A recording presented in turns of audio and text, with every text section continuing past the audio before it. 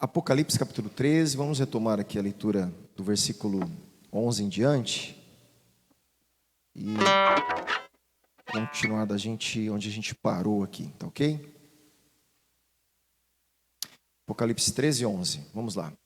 Vi ainda outra besta emergir da terra. Tinha 2 chifres, parecendo cordeiro, mas falava como dragão. Ela exerce toda a autoridade da primeira besta na sua presença e faz com que a terra e os seus habitantes adorem a primeira besta, cuja ferida mortal havia sido curada. Também opera grandes sinais, de maneira que até faz descer fogo do céu sobre a terra diante de todas as pessoas. Seduz aqueles que habitam sobre a terra por causa dos sinais que lhe foi permitido realizar diante da besta, dizendo aos que habitam sobre a terra que façam uma imagem à besta, aquela que foi ferida à espada e sobreviveu. E lhe foi concedido poder para dar vida à imagem da besta, para que também a imagem da besta falasse e fizesse morrer todos os que não adorassem a imagem da besta. Eu vou voltar aqui para comentar algumas coisas aqui dessa parte de sobreviveu. Eu vou fazer uma brincadeira aqui, uma brincadeira séria, porque é um tipo às vezes, de leitura que a gente vê, nós temos hoje alguns estudiosos que faz uma crítica, né, algumas interpretações de Apocalipse diante de coisas que vão acontecendo, e a gente vê pessoas que eles chamam isso de Apocalipse, né, de jornal, né, escatologia de jornal, eles chamam.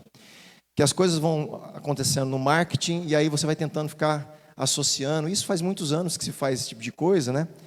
E a gente vê que sempre está errado, né? As adivinhações, né? Mas recentemente aconteceu o atentado ao Trump, né? E alguns já começam a cogitar coisas, né? É muito engraçado, né? Como que as coisas acontecem, né?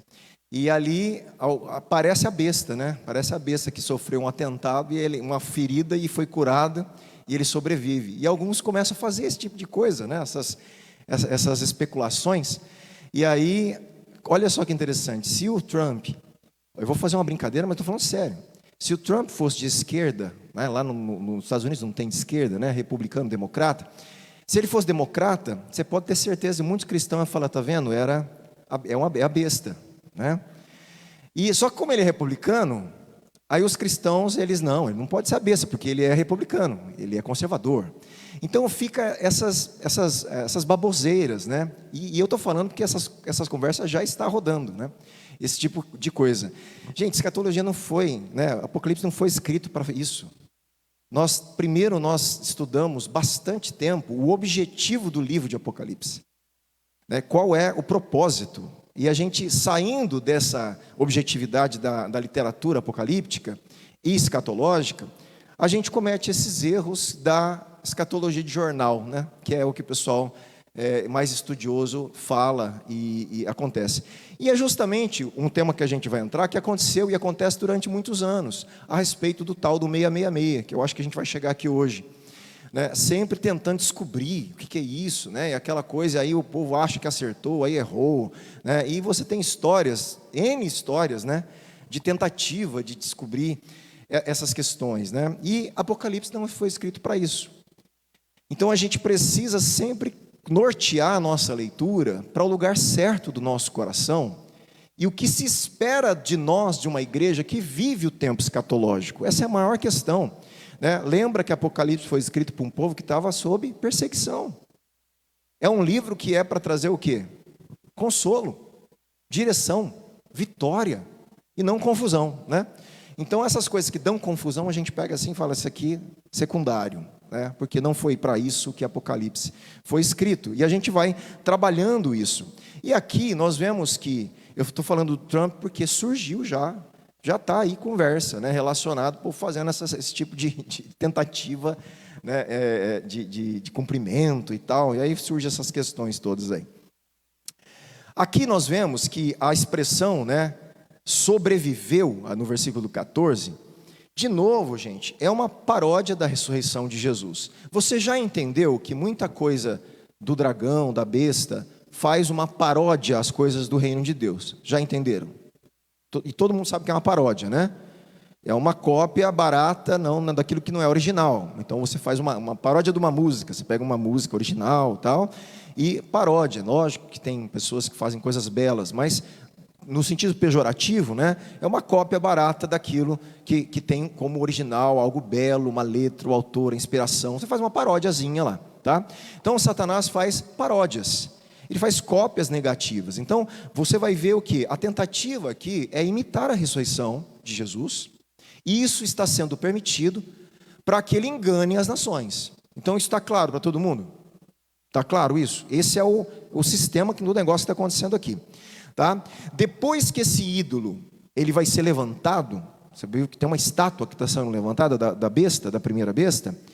Deus permite que o falso profeta desse fôlego à imagem e fizesse com que a imagem falasse. Eu não vou me deter tanto aqui, é desnecessário, né? Mas a estátua aqui do anticristo, objetivamente, passou a viver, de alguma forma, falar. Esse é o texto aqui. Parece que existe uma literalidade aqui, uma imagem que foi criada e uma imagem que ganha vida, né, por alguma forma sobrenatural, e aí ele passa a emitir sons e até falar coisas, né, ali. Existiam várias histórias relacionadas a isso no mundo greco-romano da época, eu não vou entrar nisso, tá? O segundo resultado da vinda, do fôlego de vida para essa estátua, o que acontece? Ela vai fazer o quê? Ela vai executar toda pessoa que se recusa a adorá-la. Então, olha que interessante, né? Versículo 15. Foi concedido poder para dar vida à imagem da besta, para que também a imagem da besta falasse e fizesse morrer. Então, olha só, a imagem falasse e fizesse morrer todos os que não adorassem a imagem da besta. Então, você vai ver que existe aqui, gente, uma ação, como a gente viu, de prodígios, de sinais, de poder, de tipos de coisas que estão fazendo com que a humanidade seja enganada e siga a adoração a esse ser humano, que é a primeira besta, ajudado pelo seu marqueteiro, a segunda besta, tá certo? Que é o falso profeta. E aí vamos continuar a leitura, versículo 16. A todos os pequenos e os grandes, ricos e os pobres, os livres e os escravos. Eu já vou traduzir isso aqui.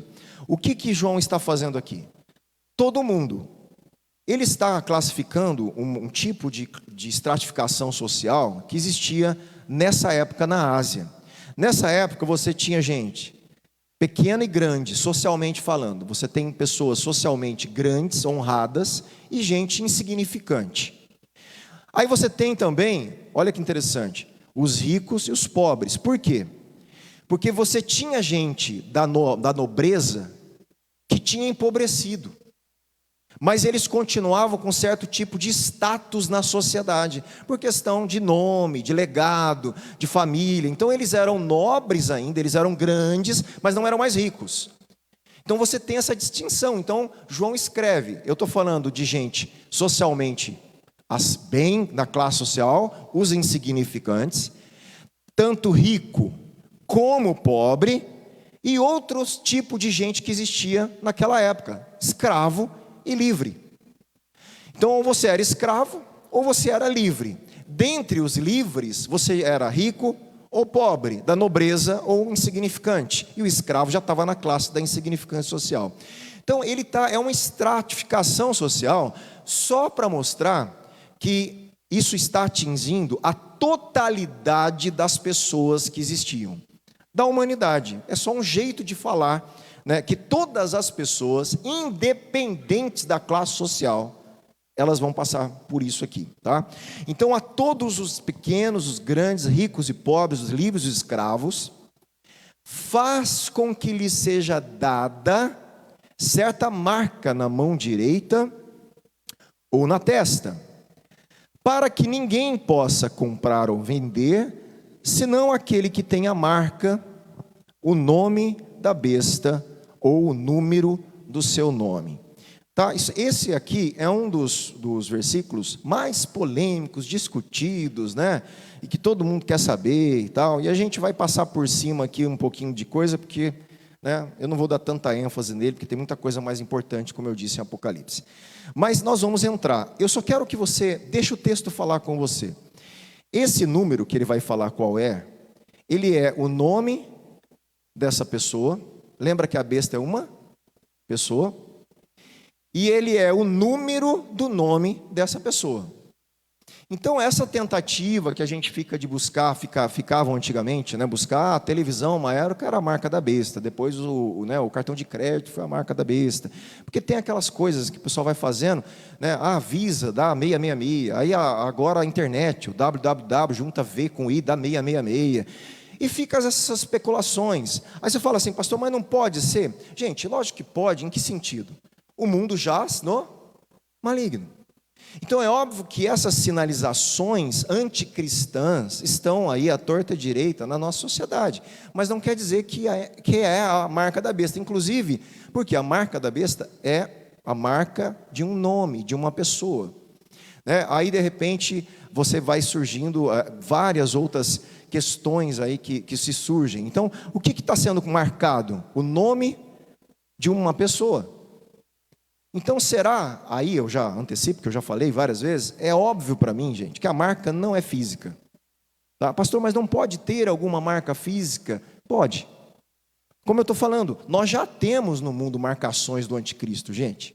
Nós já temos. Hein? Se você for procurar, você vai ver marcações anticristãs em vários níveis. Né? Esses dias, quem que foi? Foi o Pedro. Cadê o Pedro? Está aí, Pedro? Não, o Pedro que mandou para mim um negócio daquela, como que chama? Energético, Monster, né?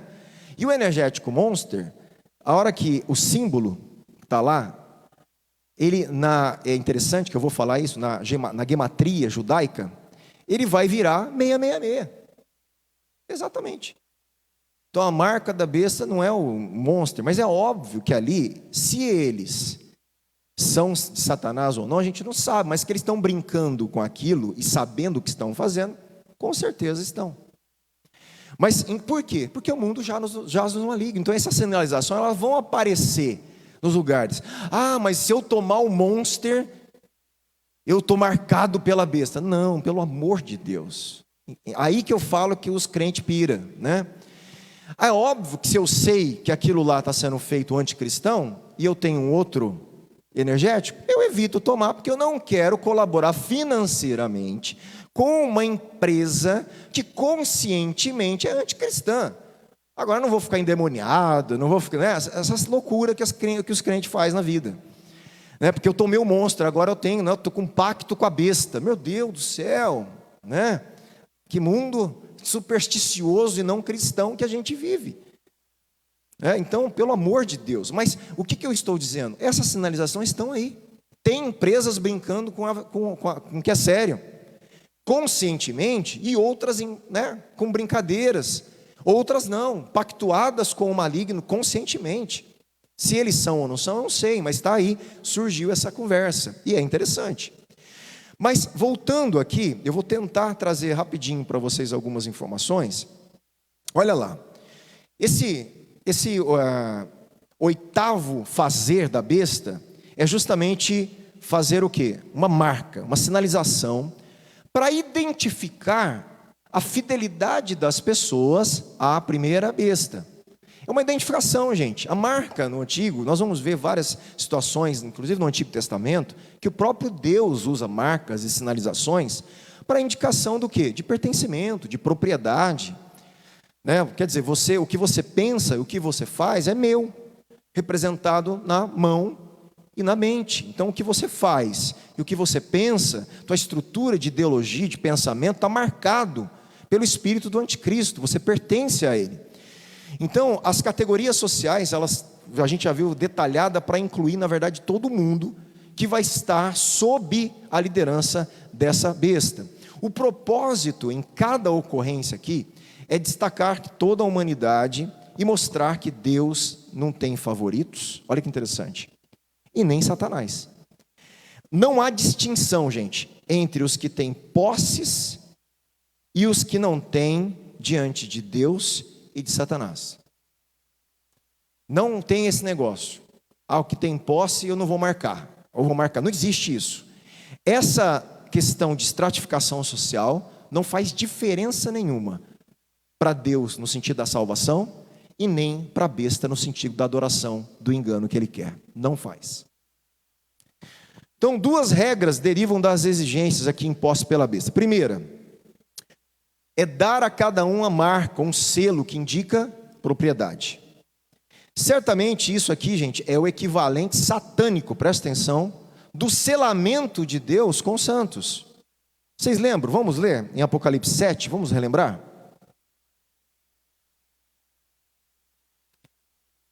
Primeiro selamento, primeira marca, sinal, a selagem que aparece é de Deus, né? Em Apocalipse aqui.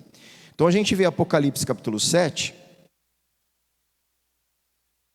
versículo 2, diz assim: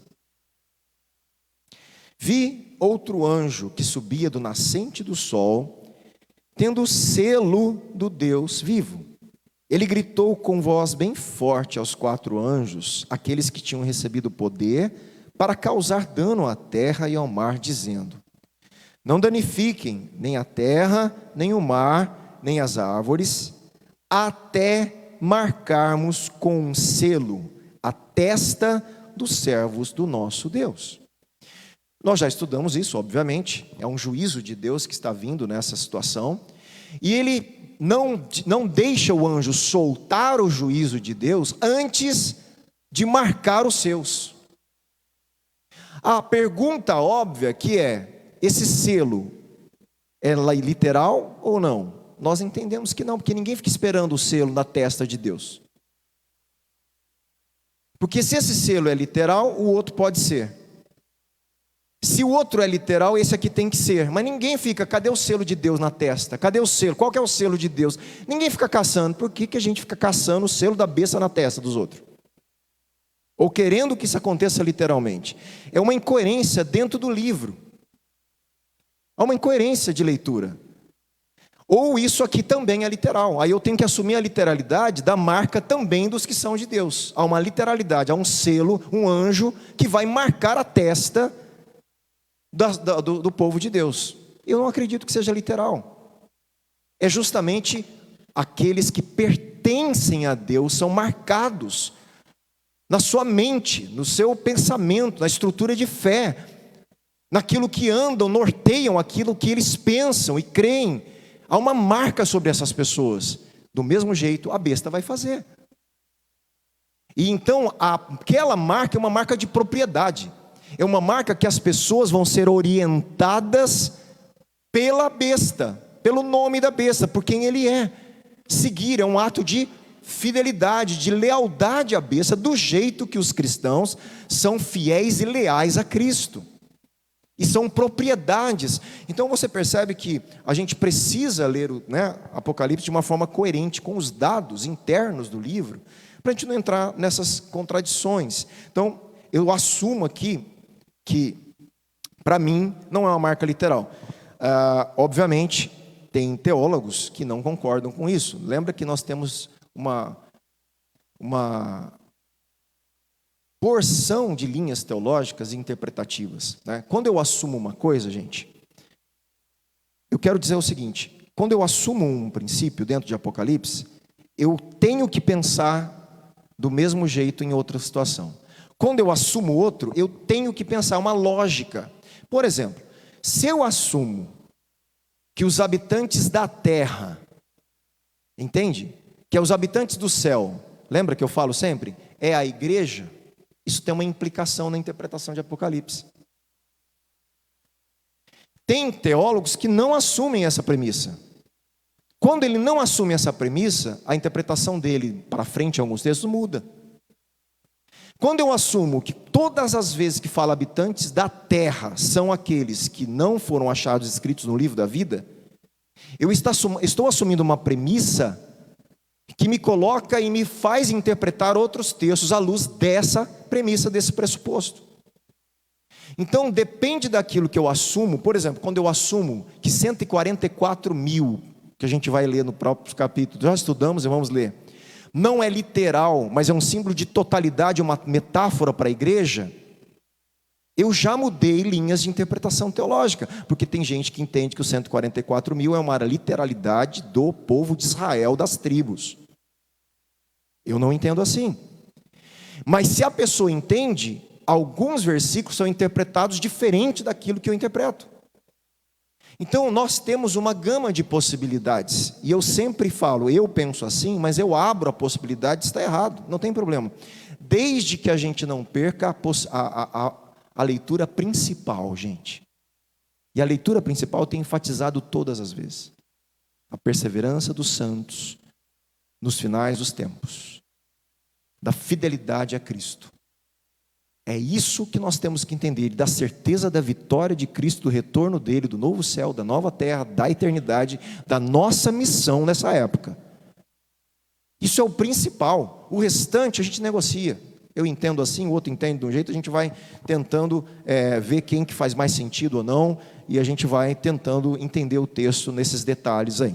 Tá? Então eu assumo que a marca não é literal. Por quê? Qual que é a minha argumentação? Que a primeira marca de Deus não é literal. Satanás é um xerox, uma paródia, isso está claro, que, né, em toda a Bíblia, em todo o Apocalipse. Então, para mim, não há necessidade de uma marca literal da besta. Tudo bem? Então, vamos lá. Como eu disse, outros vão discordar e achar que existe literalidade realmente na mão, na testa. Mas e o chip, né, que vai ser implantado na mão direita e na testa? Existem essas discussões. É a marca? É o que eu estou falando, pode ser um mecanismo da marca? Talvez. Mas no fundo não é o chip que é a marca, é o controle, a lealdade ao coração e à mente, o ato daquela pessoa, à besta, à adoração, ao seguir como propriedade. Ele é o meu Senhor, eu sou propriedade, essa pessoa está marcada, com chip ou não, ela está marcada.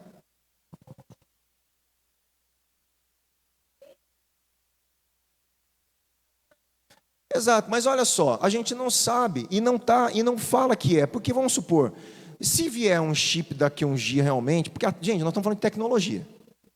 Você fala assim, pastor, mas o chip se vier na mão, né, ou em qualquer outro lugar aí, é a marca da besta? Para mim não. O problema é que é óbvio que isso vai ajudar o controle da besta. Nós estamos caminhando para tudo, para o controle total da humanidade, por uma pessoa que vai... A globalização possibilita isso. A tecnologia vai possibilitar isso. Tudo que está caminhando vai possibilitar. As inteligências artificiais que estão surgindo. Gente, é loucura o que está acontecendo. Né? Os monitoramentos, né, que acontecem hoje... O Rafael contou aqui, lá em Porto Seguro, o que acontece no Brasil. O que ele contou, eu sabia que acontecia na China. O Rafael contou lá que um policial, acho que ele teve acesso, né, à informação lá, que lá, por exemplo, em Porto Seguro, não tem mais crime. Não existe mais. Não existe. Por quê? Porque se acontecer uma vez, a polícia vai lá e mata, enterra o cara e acabou. E se vier qualquer bandido do Brasil e passar em qualquer lugar de Porto Seguro, está com câmera em todos os lugares, o rosto da pessoa fica vermelho e eles prendem a pessoa na hora. Por isso que não passa gente lá que está no sistema. É um controle. Bom, mas é um controle. É bom, mas é um controle. Se alguém com más intenções usufrui do sistema, ela controla tudo. Então é óbvio que está tudo encaminhando para esse tipo de controle total. Está encaminhando, os nossos celulares monitorados, está tudo encaminhando. Não tem, a questão é, está tudo encaminhando para isso. Porque isso vai ter que acontecer. Agora, não, mas é a marca da besta ou não é? Não, é o chip, não é. Gente, né, a questão é, ninguém vai ser aqui, né?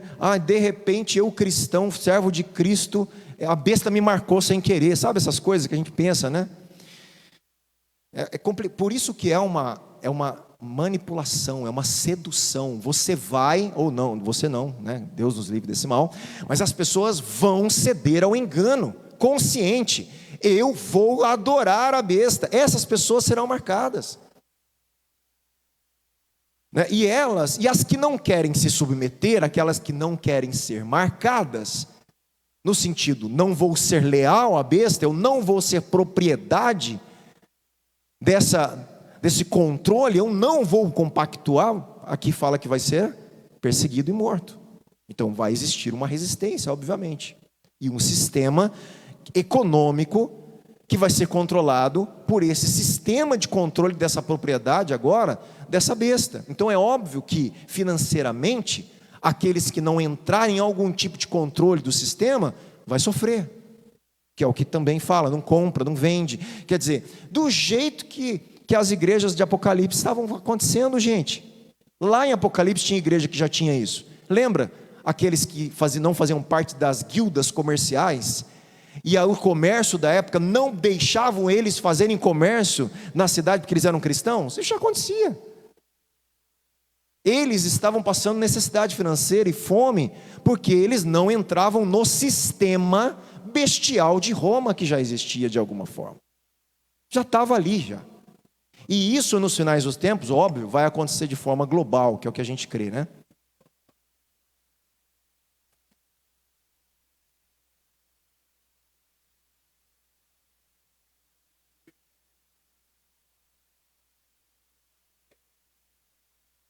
É. Exatamente. Por isso que eu falo, se a gente olhar assim, para esse povo aí, olha só um irmão nosso lendo o Apocalipse nesse ambiente. Meu irmão, tem um monte de coisa que para ele já se cumpriu. Ele está sendo perseguido. A nossa amiga, a Sohana, pastora amiga nossa aí que teve contato, nós temos contato do Paquistão, né? Conversamos mais de uma vez, deu testemunho para a gente, né? Contou a última situação que eles estão vivendo.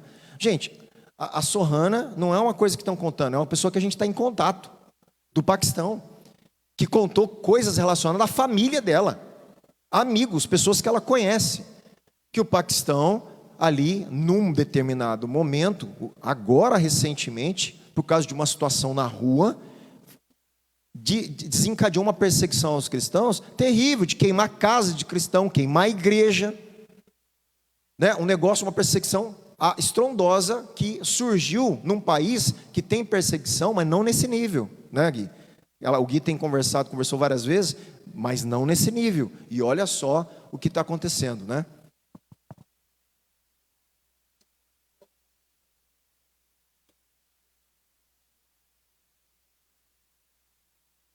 Sim.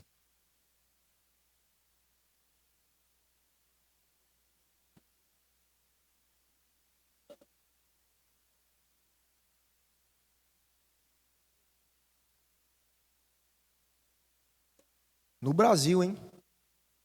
No Brasil, olha que loucura, né? Nós estamos falando do Brasil, né? Não estamos falando de nenhum país muçulmano. Então,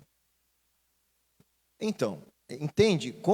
Gente, como que uma conversa dessa chega num país como o Brasil? Para você ver que é um espírito anticristão que ronda já os finais dos tempos, né? Os governos, os poderosos, que não querem se submeter à vontade de Deus. Você acha que esse povo quer temer a Deus, gente? Não. Aí eles vão partir para esse tipo de situação, né? E é uma loucura, um país como o Brasil, a gente tem esse tipo de conversa, né? Mas está aí. Surgem essas conversas, aí graças a Deus, é um país democrático, um país que tem uma certa luta política, né? Que você consegue ali ainda lidar politicamente, humanamente falando. Mas a questão é, eu acho que o José fala muito, mas se tiver que acontecer, meu irmão, vai acontecer. Essa é a questão. Se Deus permitir no Brasil também acontecer isso, também vai. E as conversas já estão por aí, né? Então, é mais ou menos isso aí. 2 textos do Antigo Testamento, gente, dão um contexto para esse negócio de sinalização, selagem. Olha que interessante. Preste atenção, por favor. É importante você saber que algumas coisas de Apocalipse, ele tem amparo e alusões do Antigo Testamento. É importante, olha a cópia, né? Você já viu uma selagem lá em Apocalipse 7, que Deus faz, a besta está copiando. Mas e no Antigo Testamento? Na cultura judaica, já existia essa esse entendimento de sinal, já de marca, né? Lá desde Caim, Deus marca Caim por um motivo, né? E olha agora o que acontece no Shema Israel, né? Em Deuteronômio 6, Deus disse aos israelitas para colocarem o Shema, aquela porção, né, de uma oração que eles fazem, e eles tinham que colocar essa porçãozinha, ouve Israel, o único Deus, tal, em suas mãos e nas testas. Deus manda o povo dele pegar um pedacinho, uma caixinha, colocar uma oração e amarrar essa caixinha na testa e na mão. Só que a informação que eu tenho não era na direita, era na esquerda. Mas independente, testa e mãos. Quem que fazia isso? Os judeus. Quem que pediu isso? Deus. Para quê? Para lembrar que a palavra de Deus tinha que dominar os seus pensamentos e as suas atitudes. Deus fez isso, né? Olha que interessante, isso também chamado, né, dos filactérios, né, que eram pequenas bolsinhas de couro contendo passagem das escrituras, carregados pelos judeus ortodoxos da época de Jesus e também dos dias de hoje. Você não lembra, há um tempo atrás, que bastante reportagem por causa da guerra com Hamas, quando os soldados foram, eles fizeram, não sei se você viu, se eles fizeram umas orações, e eles amarraram, não sei se você já viu no braço deles, umas fitas de couro, eles amarravam aqui e pegavam uma coisa, era o Shema, até hoje, e eles oram, né? Então essa prática dos judeus ortodoxos ainda, os tradição, né, que guardam a tradição, eles fazem isso até hoje, porque foi uma ordem de Deus. Então é provável também que João e seus leitores, quando falava da marca, lembrava do que Deus mandou colocar na testa. Então, se você fizer um paralelo, é mais ou menos a mesma coisa. Deus pediu para você sempre viver lembrando da lei dele, para você agir com as suas mãos, sabendo, né, a lei e os mandamentos. A besta quer a mesma coisa, ela quer marcar você, ela quer que os seus pensamentos agora sigam os pensamentos dela, não a lei de Deus, que as suas ações adorem, sirvam a ela. Gente, é um paralelo, é uma paródia, tá? Isso é importante. Além disso também, vamos ler aqui em Ezequiel 9, olha o que diz, Ezequiel capítulo 9.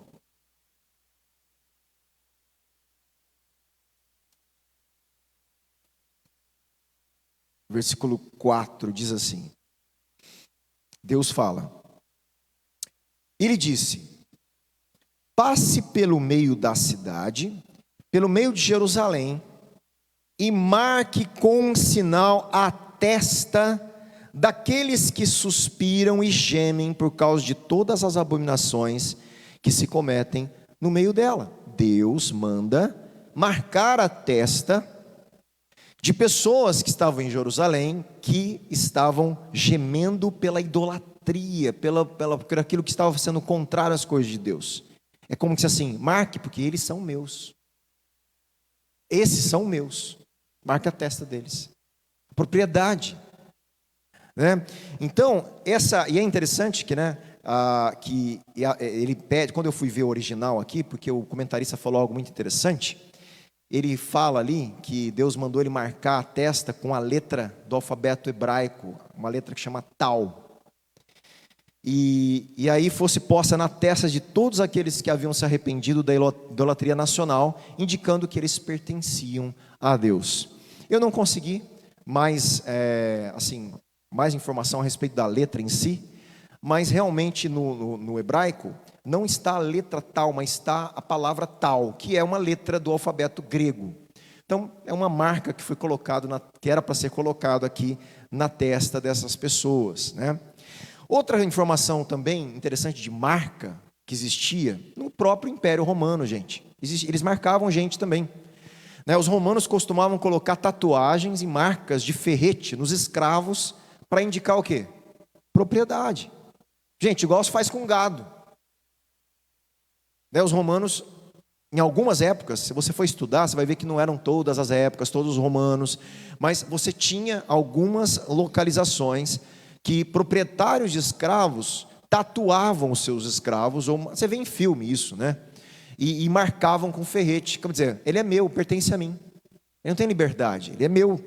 Então a marca aqui, obviamente, é uma marca de propriedade, de pertencimento. Olha que interessante essa informação histórica.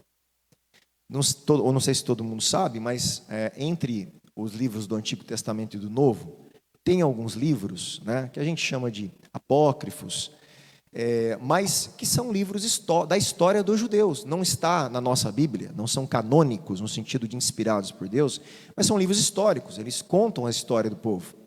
Um deles, que é Macabeus, ele conta uma história aqui, de uma marca, que o rei Ptolomeu Filópater I, 217 a.C., forçou os judeus egípcios, olha que interessante, a serem registrados em um censo. E depois forçou a receber a marca de uma folha de Hera, que era o símbolo do deus Dionísio. Imagine isso, gente, imagine isso para um judeu. Isso era um negócio assim, absurdo para um judeu ser marcado com o símbolo de uma divindade pagã. Para que isso? Qual que é a intenção desse rei Ptolomeu? E os que recusassem seriam executados. A intenção é o que, gente? Indicar tanto o abandono da lealdade ao Deus dos judeus, como agora a aceitação absoluta de uma nova lealdade a Ptolomeu. Então a marca é exatamente isso. A pessoa que vai ser marcada pela besta, ela está abandonando sua lealdade a Deus, assumindo a sua lealdade àquela pessoa, até mesmo num culto, na adoração, como nós estamos vendo. Observa-se aqui uma polaridade, né? Crentes são marcados com o selo de Deus, enquanto os descrentes terão a marca da besta. E aqui uma observação, gente, em Apocalipse, não tem em cima do muro. Olha, isso é interessante em Apocalipse, não tem neutralidade. Eu não quero nem ser marcado por Deus e não quero ser marcado pela besta. Não tem essa opção. Não existe essa opção. Ou você pertence a Deus, ou você pertence à besta. Não tem meio termo. Aqui nesse momento não vai ter esse em cima do muro, como a gente vê gente tentando caminhar hoje, né? Banho-maria, em cima do muro. Não vai ter mais essa possibilidade. Ou você é fiel, perseverante até o fim, com Cristo, ou então desleal a Ele, fiel à besta. Essa é a realidade que vai acontecer aqui, tá?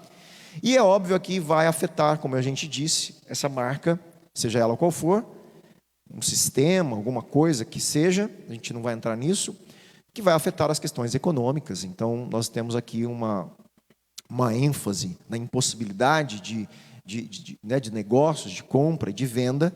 Então, há um grande problema econômico daqueles que não serão marcados pela besta, né?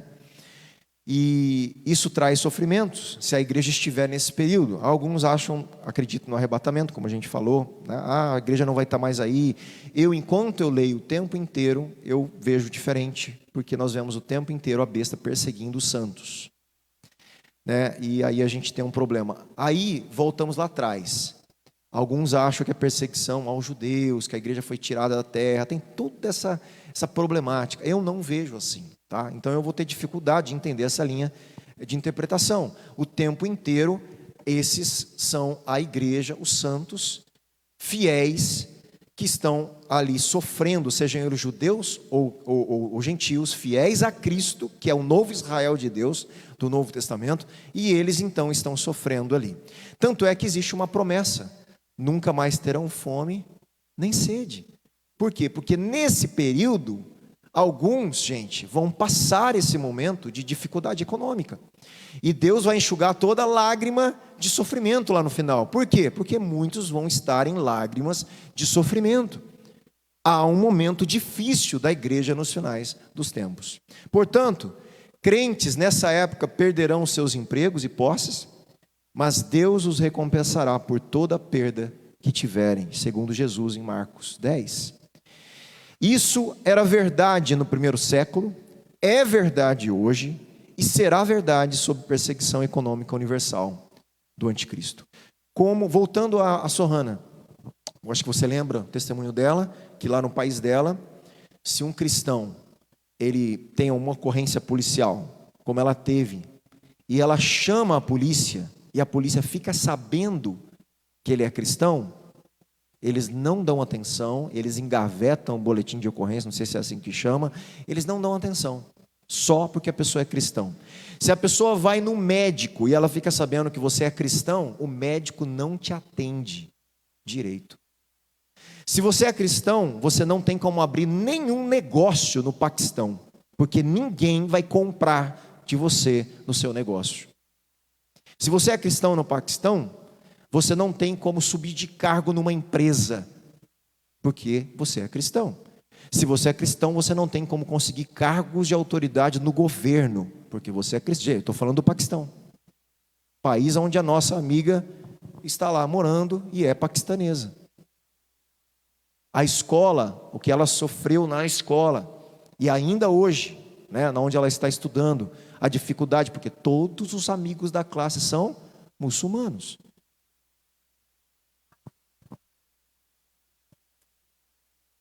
Porque é cristão. Então nós temos irmãos nossos que já sofrem isso, que já sofrem um espírito anticristão nos países onde eles estão. Né? Então essa é uma questão que a gente precisa sempre lembrar, tá bom?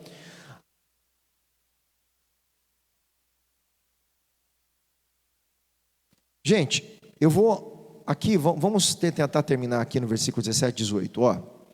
Aqui, 18, aqui está a sabedoria. Aquele que tem entendimento, para quem, vamos lá de novo, para quem que João está escrevendo isso, Apocalipse?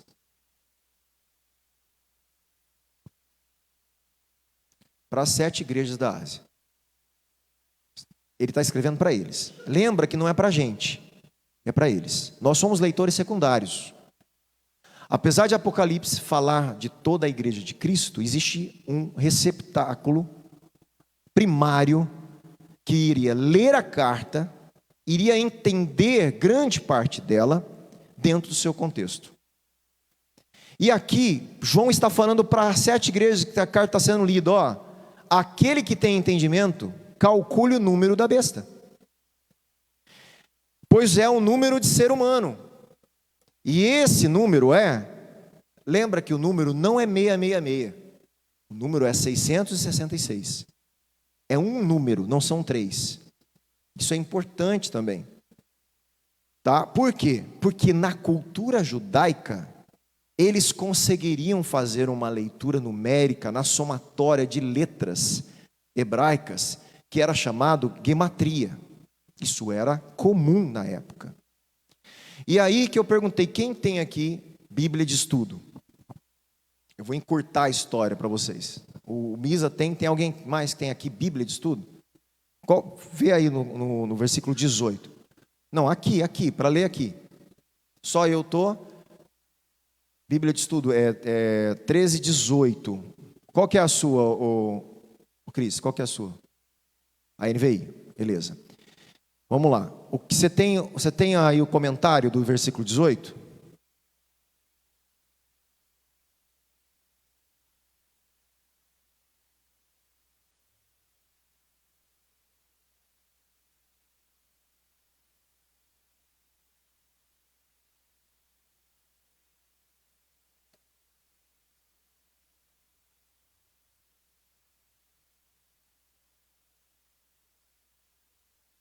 Ó, a Bíblia do comentário do Misael é a aplicação pessoal. A minha é NAA, tá? A dela é NVI. Eu não sei como que está na NVI. Você consegue ler aí?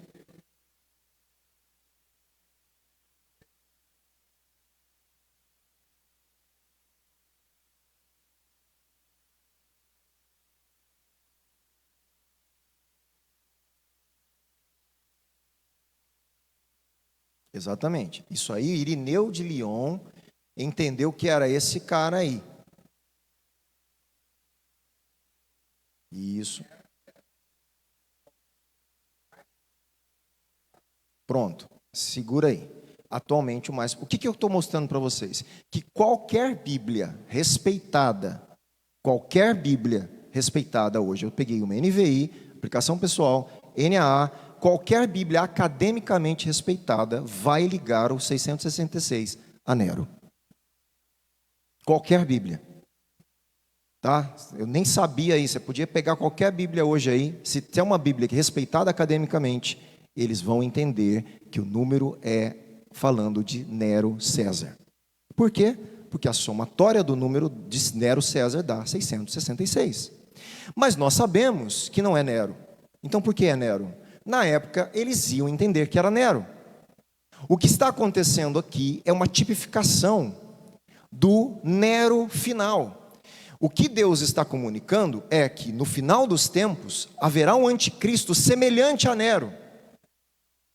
Gente, Nero foi tão cruel. Se você olhar a história de Nero, ele era tão louco, aquele cara, louquíssimo. Eu ouvi uma história recente dele, para você ter uma ideia. Tinha um rapaz, gente, olha só o absurdo, eu vou terminar aqui com essa história. Tinha um rapaz que Nero olha, a mulher de uma mulher que ele gostava, tinha falecido. Ele olha para um cara, um jovem bonito, e ele vê naquele jovem que tem semelhanças com a mulher que ele amava. Ele pega aquele jovem para ser mulher dele, força o jovem a ser mulher dele, ele castra o jovem e apresenta aquele jovem como mulher dele em todas as suas saídas públicas. Isso é Nero. Isso é a mente de um homem que acha que a vida do outro não vale nada e ele é Deus sobre o outro. Teu corpo está sob meu domínio, eu faço com você o que eu quero.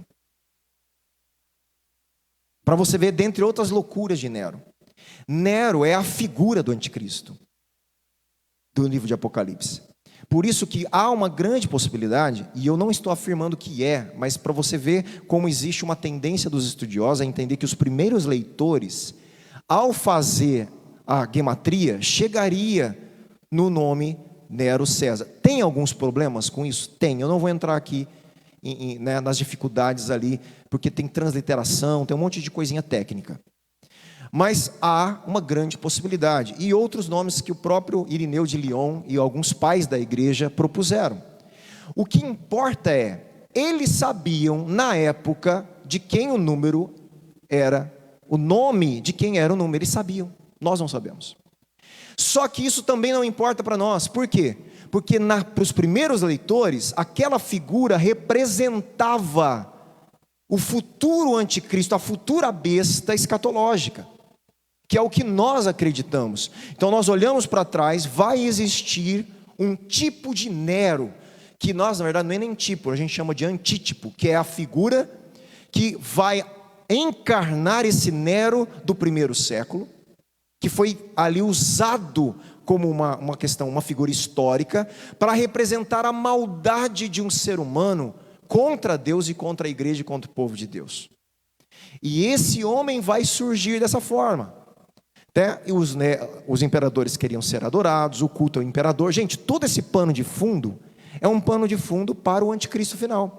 Ele vai ser adorado, vai querer ser cultuado, lealdade, do jeito que os imperadores daquela época queriam. Eles vão perseguir economicamente, do jeito que o imperador lá estava perseguindo. Então existe um paralelo entre o histórico e aquilo que é futuro. E algumas coisas que linkam essa interpretação, tá? Então, nós não vamos aqui nos deter a descobrir quem é hoje o 666, tá? Vou frustrando as suas expectativas.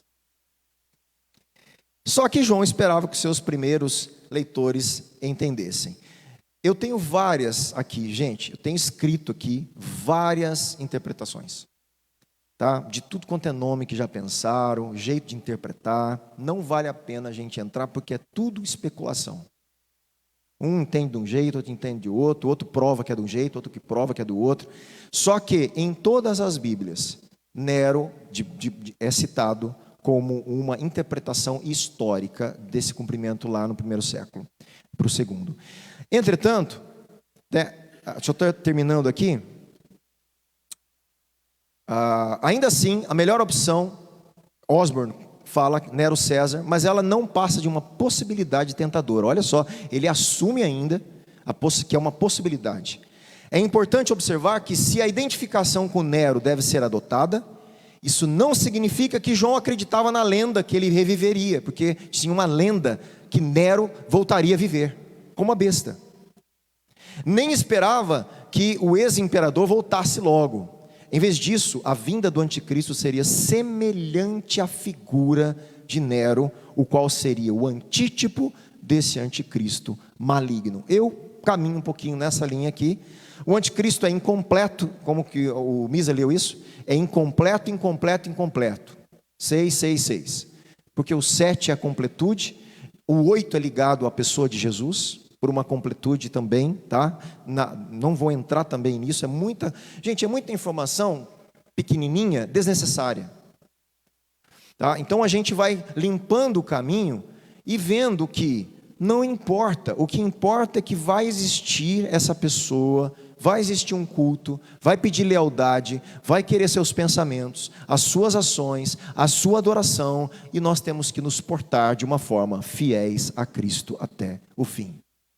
Essa é a maior questão importante. Aí a gente especula aí, vê quem que é hoje em dia, e a gente faz os levantamentos aí, e as apostas. Quem dá mais para um ou para outro, para mim, não importa muito. Tá? Vamos agradecer a Deus. Na semana próxima que eu retomo, eu vou fazer um resumo disso para a gente entrar no 14 e entrar na questão dos 144 mil aí, tá bom? Vamos colocar em pé, vamos orar.